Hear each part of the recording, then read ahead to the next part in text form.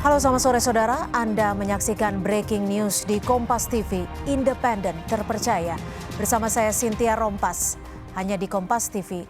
Saudara, Putri Sambo dan Richard Eliezer hari ini menghadapi sidang pembelaan di kasus pembunuhan berencana Yosua. Sidang hingga saat ini masih berlangsung dengan agenda pembacaan pledoi atau nota pembelaan dari kuasa hukum Putri Chandrawati. Kita akan simak kembali dan bergabung dengan Pengadilan Negeri Jakarta Selatan. Dengan demikian, keterangan saksi Richard Eliezer Pudihang Lumiu yang selalu berubah-ubah dalam menjelaskan kejadian di lantai 3 kediaman Saguling serta tidak berkesesuaian dengan keterangan saksi Riki Rizal Wibowo dan keterangan saudara Ferry Sambo serta keterangan terdakwa. Dilanjutkan yang mulia.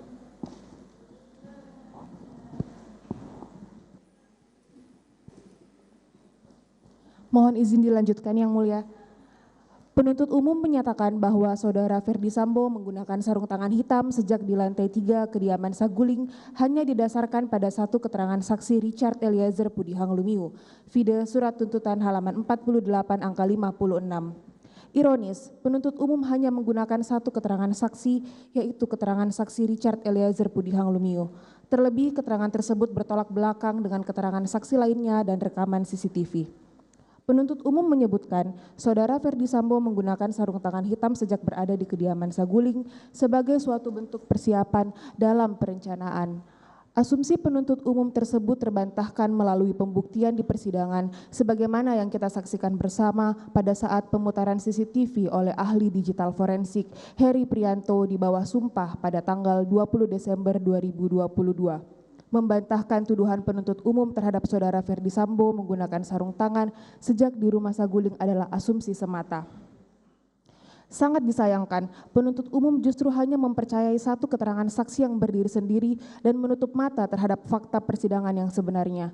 Padahal, keterangan saksi Richard Eliezer Pudihang Lumiu secara jelas terbantahkan dengan rekaman CCTV yang disaksikan bersama oleh majelis hakim, penuntut umum dan tim penasihat hukum yang menunjukkan bahwa saudara Ferdy Sambo tidak memakai sarung tangan hitam sebagaimana yang dituduhkan penuntut umum.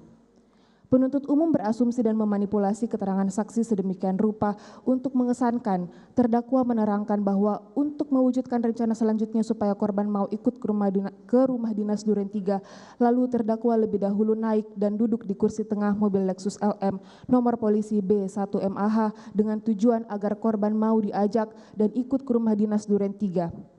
Pada pokoknya, penuntut umum membangun tuduhan bahwa kepergian terdakwa ke Duren 346 untuk isolasi adalah siasat untuk menggiring korban ke rumah Duren 346. Hal ini merupakan asumsi yang keliru dan tidak didukung alat bukti yang muncul di persidangan. Menanggapi asumsi penuntut umum tersebut, perlu ditegaskan bahwa sejak pandemi COVID-19 terjadi di Indonesia pada awal tahun 2020, kebiasaan isolasi mandiri merupakan salah satu kegiatan antisipasi yang dilakukan di keluarga terdakwa. Hal ini juga sesuai dengan SOP Dinas Kesehatan DKI Jakarta yang mencantumkan setelah tes PCR dilakukan isolasi sampai menunggu hasil tes PCR keluar. Vide B27 daftar bukti. Hal ini berkesesuaian dengan keterangan saksi Dirianto alias Kodir, saksi Daden Miftahul Haq, saksi Riki Rizal Wibowo di bawah sumpah di muka persidangan yang menyatakan dianggap telah dibacakan.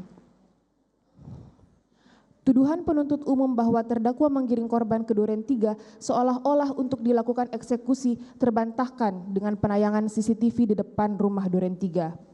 CCTV yang ditayangkan di persidangan pada tanggal 14 Desember 2022 menunjukkan bahwa korban Nofriansyah Yosua Huta Barat dapat bergerak bebas keluar masuk pagar garasi dan juga berjalan di taman samping rumah. Dengan demikian, terbukti penuntut umum telah memanipulasi keterangan saksi-saksi dan terdakwa seolah sebuah peristiwa biasa perjalanan terdakwa untuk isolasi ke rumah Duren 3 yang sesuai SOP protokol kesehatan dibangun seperti bagian dari langkah perencanaan pembunuhan.